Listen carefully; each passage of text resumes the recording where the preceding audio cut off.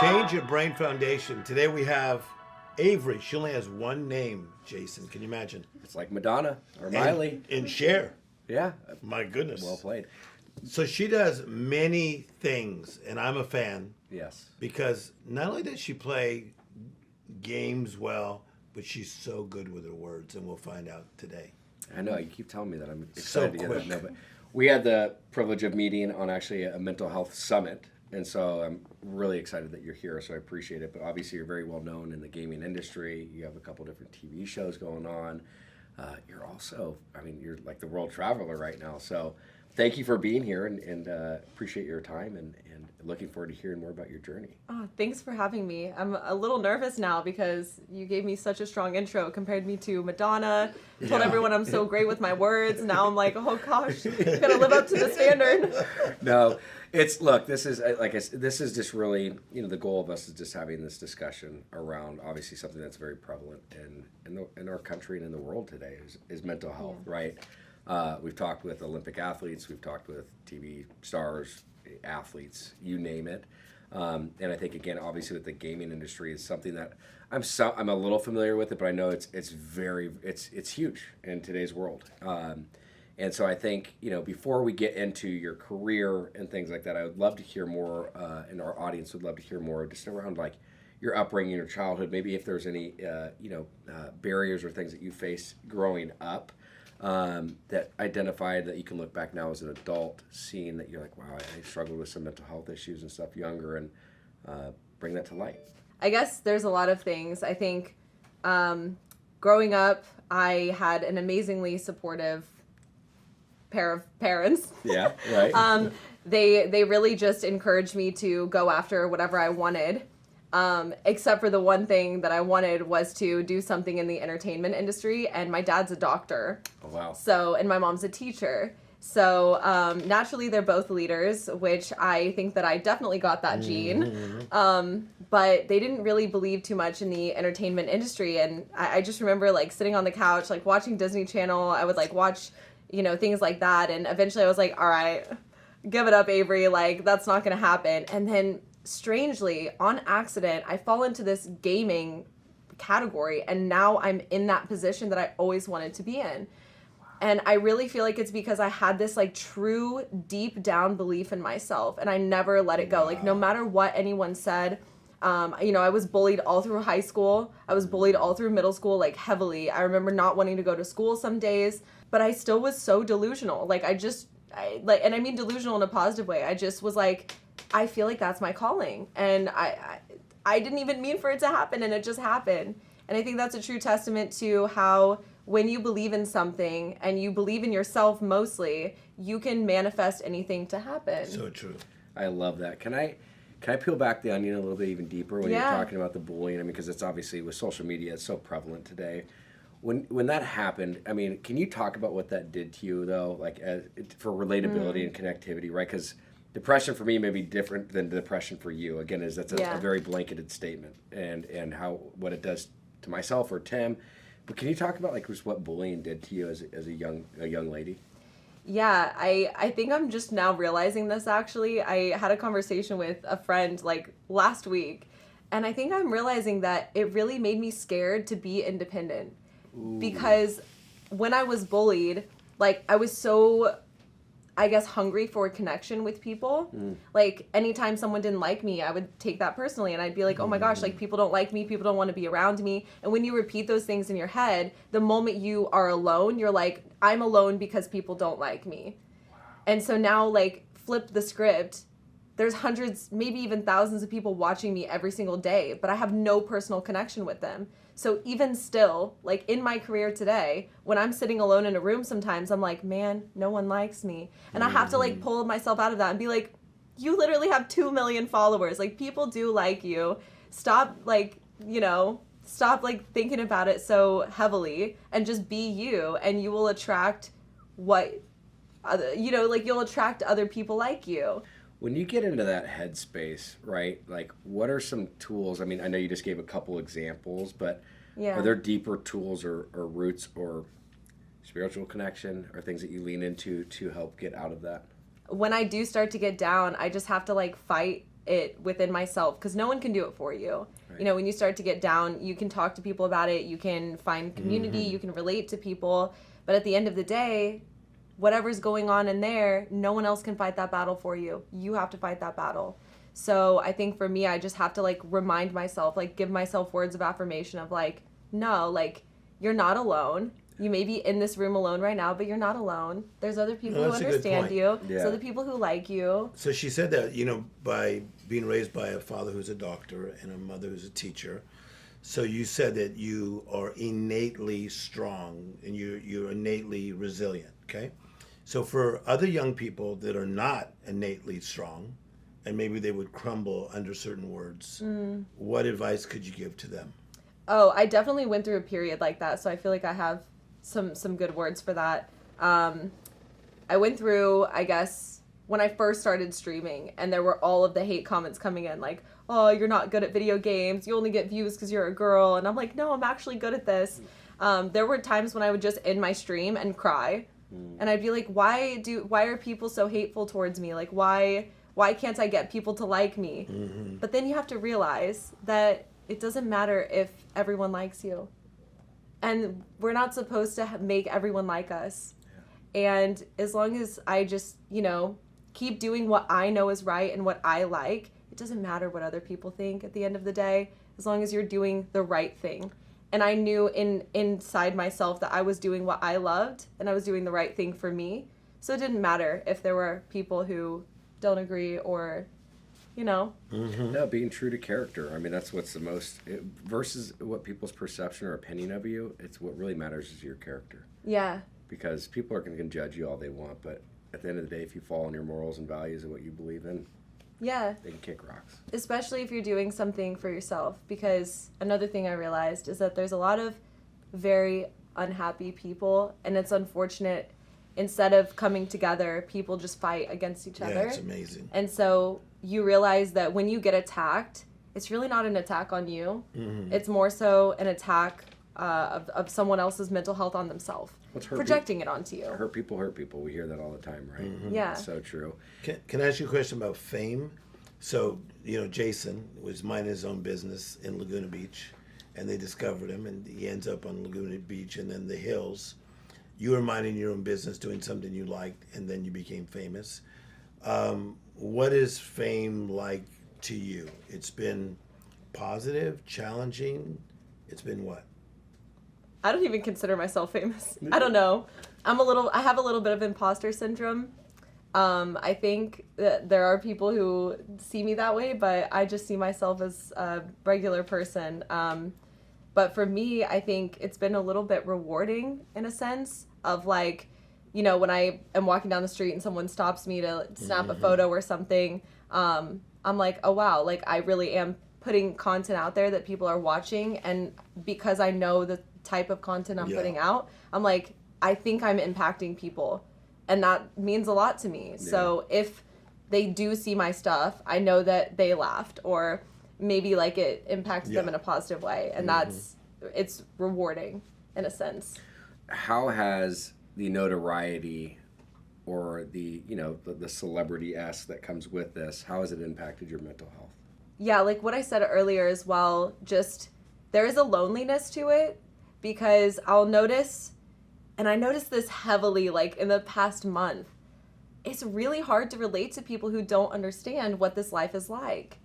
So I kind of started vlogging my life so that people can understand me better, because I feel like when I speak to people who maybe have like a 9-to-5, which that's a great thing. Like we need 9-to-5s. And I think on social media, people are like, quit your 9-to-5, don't do it. But it's like, 9-to-5s are great. Like sometimes I miss it, you know? But it's hard to relate to people, and that makes me feel lonely, which taps into like my childhood loneliness problems. So, it is strange, like having to face that and going like, okay, if I say to someone how I'm feeling right now in this moment, no one would understand. And that's so powerful. And I think that so many creatives, they go through that loneliness. And I say it this way. There's actually a scripture in the Bible that says, sometimes you have to be silent before you take time to speak. And that silent place is a place of a whisper. And that can be a very lonely place at times. Well, I think you bring up such something that I want to get into now, just with where you're at within your career. And again, not against technology, love, gaming, all that stuff. But it also can be a very isolating type of environment, right? And something that I've seen working in the space of mental health and addiction is we are literally seeing people come in that are more stimulated in a virtual reality than they are in real reality. What would what is your just initial thought on that when I say that? It's sad. I really feel bad for anyone who gets caught up in the virtual reality versus real reality, and I think COVID made that so much worse. Like, even I'll catch myself going, do I want to go hang out with my friends? Like, do I want to go get lunch? Socializing sounds a little exhausting, but we need that. We need real connection and community. We need hugs, you know? And I'm a very, like, my friends know, I'm like, oh, don't get too close. Like, I'm not, like, naturally a hugger. But when you do have that type of connection with someone, it feels so good. Yeah. And you have to go out and connect with people in order to get there. So 100%. that makes me really sad. And I would only hope, that's actually why I stopped streaming full time, because I didn't want to be an advocate for sitting there for 8 hours a day. Good for you. And that's something that is really difficult because that was my main source of income. That's what I was known for. And now when people ask, like, oh, you're a streamer, right? I'm like, how do I answer this question? Because yes, I am, but like, no, that's not a healthy lifestyle. Well, there's nothing, I think, to your, like, from my perspective, I think, again, it comes down to a balance, right? And I think there's nothing wrong with incorporating that, and that's where society's going, and I think you're in a very unique opportunity to be able to teach people the healthy boundaries from that, way more than Tim or I are even able to do that, because you're looked up in that space. That's why I think it's so important having this conversation, because each person has an impact in their own realm, right? And something that is very prevalent. And again, just like within the substance abuse space, there's people that don't have an issue with substances, but there's also a lot of people that do, right? And with gaming, there's a lot of people that don't have issues, but there's also a lot of people that do.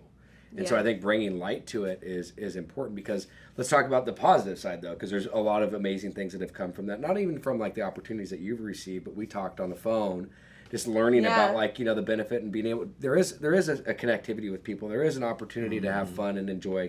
Can you share the other side to it? Yeah, I mean, the gaming community is amazing. I think everyone grows up playing games, whether it's video games, like card games with the family, or, hopping on and playing with friends. And thankfully, because of the internet, when people do feel alone, there's lots of communities online. They can watch podcasts like this or videos.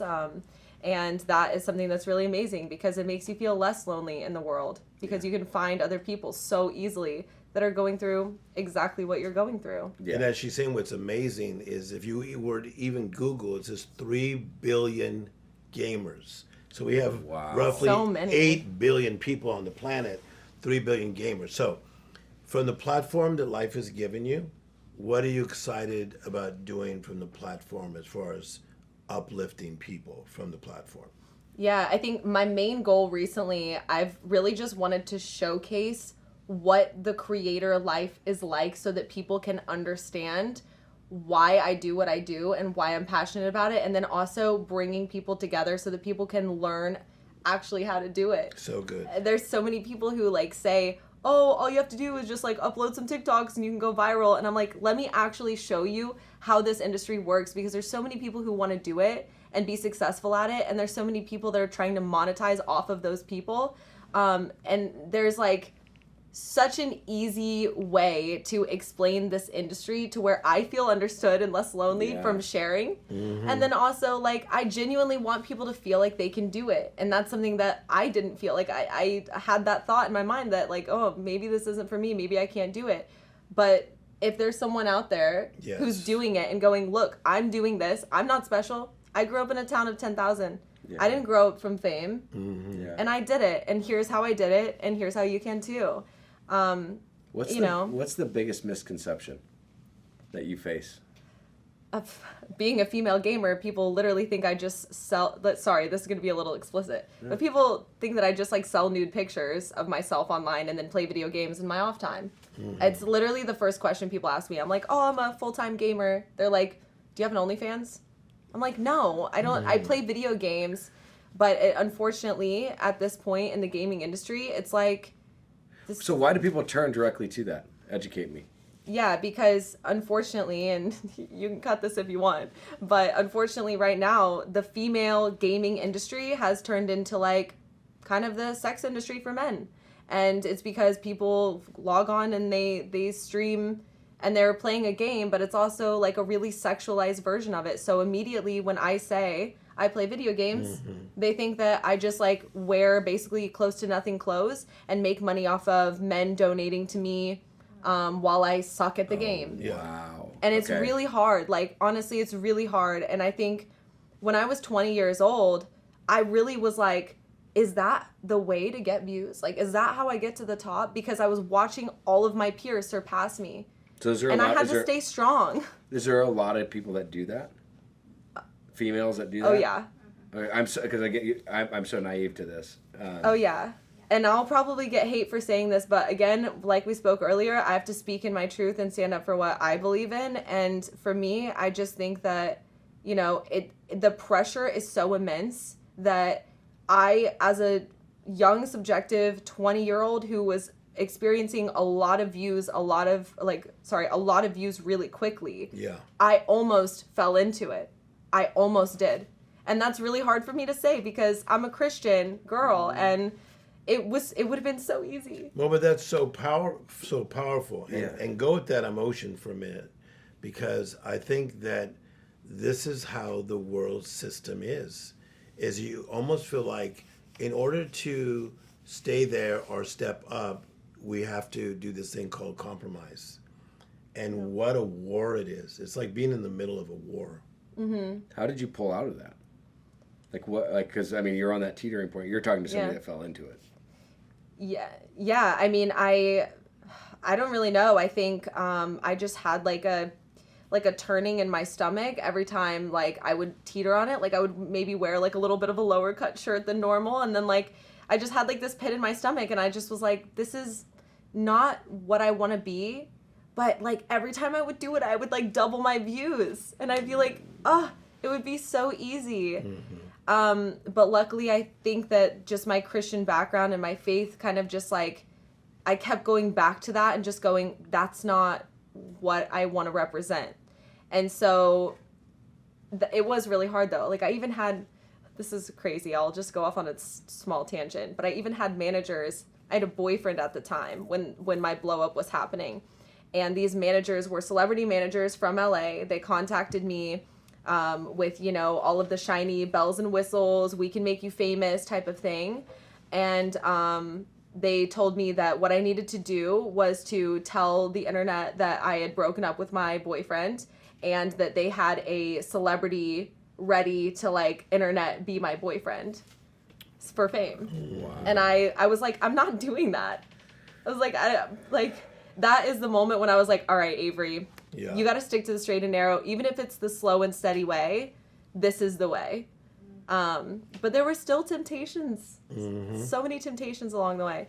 Proud of you for sticking to your roots. Thanks. I there were like a couple times that were like questionable, a little iffy, but I think I got myself back on the right path. And I don't know, I do feel like a little bit ashamed to say that I test trialed some stuff. Yeah, but but not, we're all growing. yeah. Give me one testimony of somebody you've met online or just met on the street that talked to you that said, hey, you helped change my life. Like, I like what you're doing. I like how you're coming across. What kind of testimony do you have? Something like that. I just released a video the other day, kind of like teaching people how to like make money on social media and stuff, and I was really scared to release this video because it's such a personal look in my life. Like I was just driving in my car and like just doing the random mundane things, and someone reached out to me on Instagram DM, and they were like, this video gave me so much insight, like you need to keep uploading this type of stuff, because I didn't realize like how your day is, like how your actual daily tasks are. And I think that, I don't know, I want to keep showing people like the realness of it instead of just like, use this brand, like here's this, like those small little clips, they're like addicting, right? Yeah. Because they're like a little glimpse, but you don't actually see the real picture. So that felt really good. And then I get DMs occasionally of people just saying like, thanks for making me laugh today. And like, that is the most fulfilling thing. Yeah. So I love that. Bringing it back to just like, you know, mental health, mental well-being, do you have a routine or, you know, a spiritual connection? Like you said, you're a Christian. yeah. What are those things that kind of really help you stay at the top of your peak performance when, you know, you're operating the best with your mental health? What are the things that you do that you could share with other people? It's a good question. I feel like I've got like somewhat of a routine down now to where I don't have to think about it as much. And I think the key is this. If it doesn't serve you in your mission and your goal, you have to cut it out. Mm-hmm. Surround yourself with people that actually believe in you and also believe in the same types of things as you. Believe in working hard. And I'm not saying like, oh, if someone's upset, don't be there for them. Be there for your friends because you have the resources and the energy because you guys are both supportive of each other.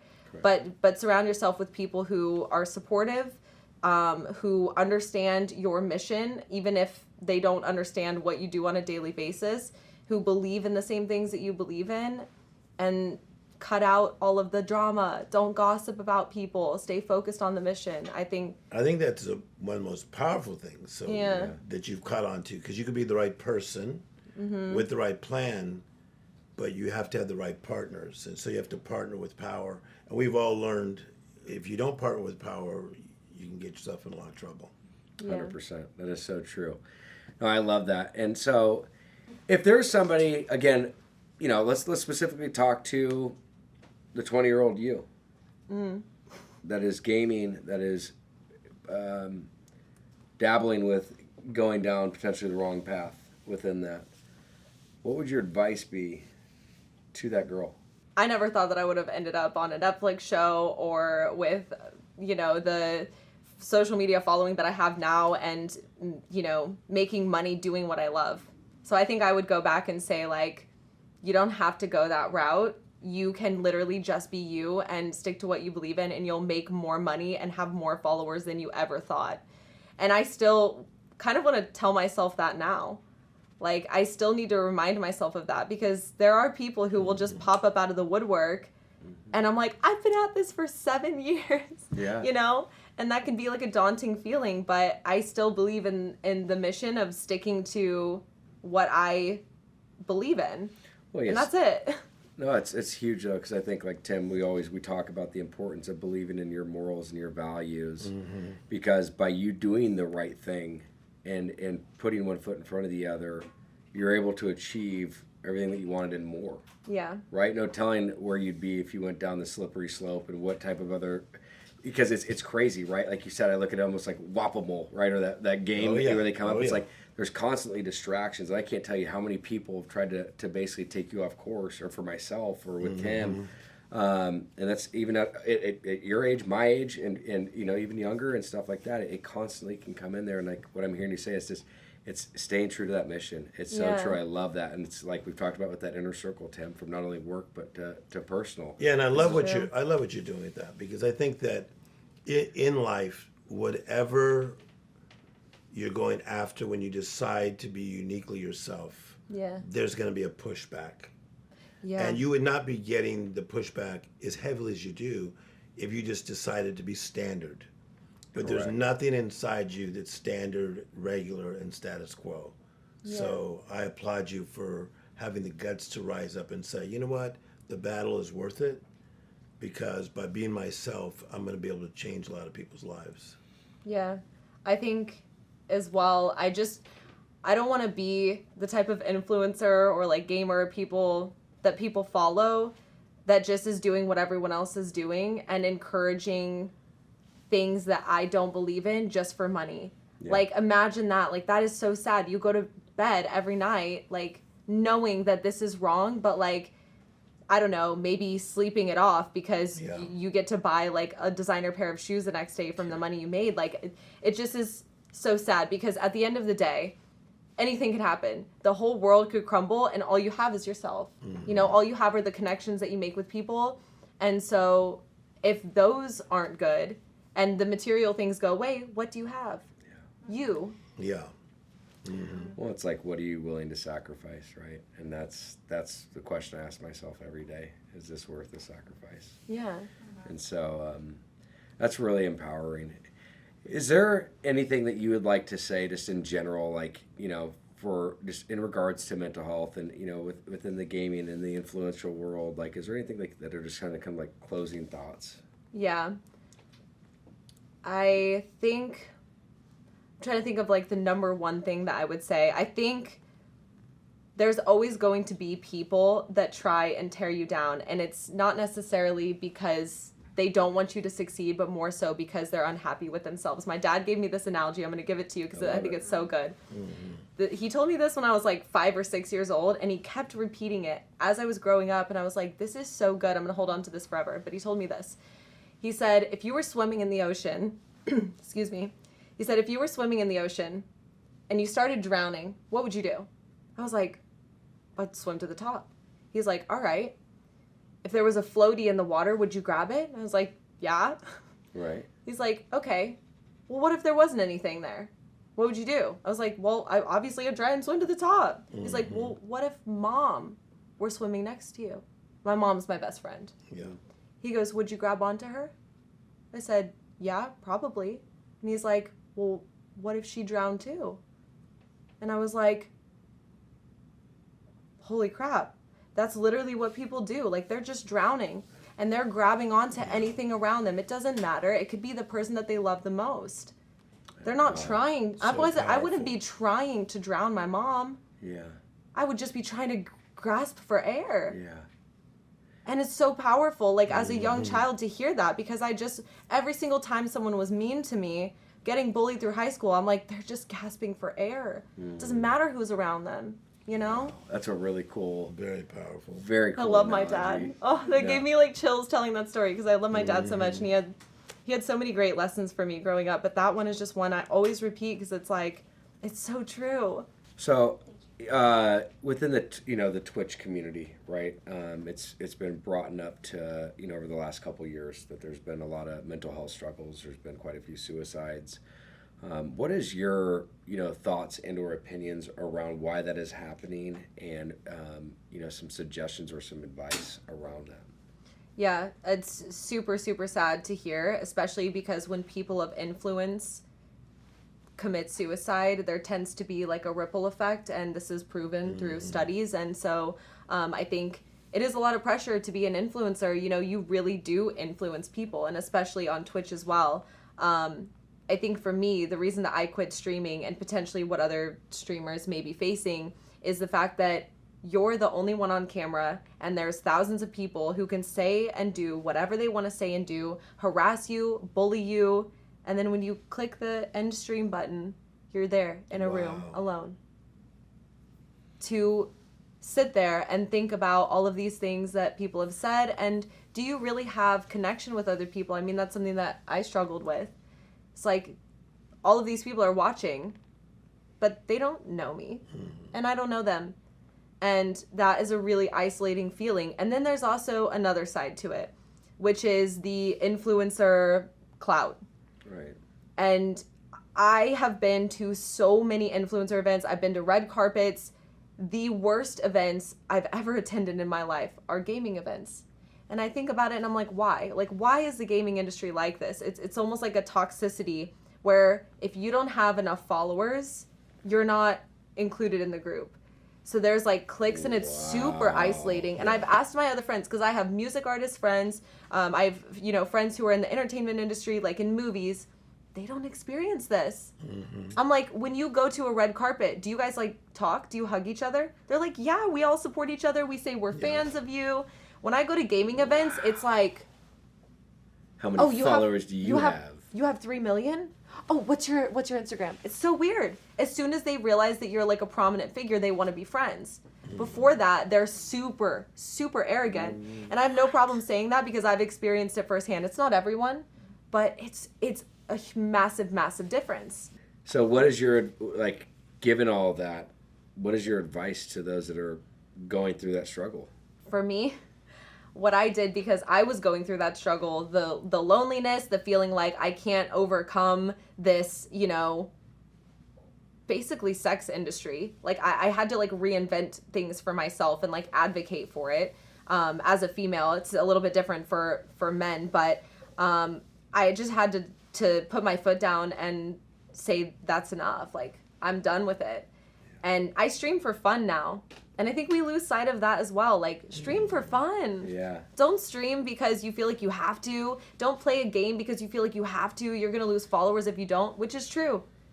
If you don't stream the same games all the time, which is super tilting, Yeah. the gamers will understand that lingo, then you lose followers and you lose money. It's so crazy. But now imagine you have a different way to make money on social media, which is why I started doing what I'm doing now. Yeah. It's like, you don't have to rely on people donating to you while they harass you. You can do something that's actually powerful and make money off of that. It's so amazing to hear where you're at, what you're doing. For people that want to follow you, that are watching, that want to learn more about you, where can people find you? Search Avery. Yes. Just the one word. AKA Madonna. But Yeah, but you're on TikTok, Yes. Instagram. What else? Help me out here. Twitter, Facebook, anywhere on social Okay, media. all social platforms. Except for MySpace. Okay. We'll get you on there next. We'll get you dialed. Okay. But thank you so much. Seriously, it is just incredible to hear where you're at and what's going, like just your successes and just how you're navigating this road, and it's really inspirational. It's No, amazing to thank hear. you. It's like you're a breath of fresh air, because there is a lot of toxicity within all of entertainment. You know what I mean? And so it's nice to hear the lights. Very evolved. Yeah, very. Very evolved. Yeah. It's wonderful.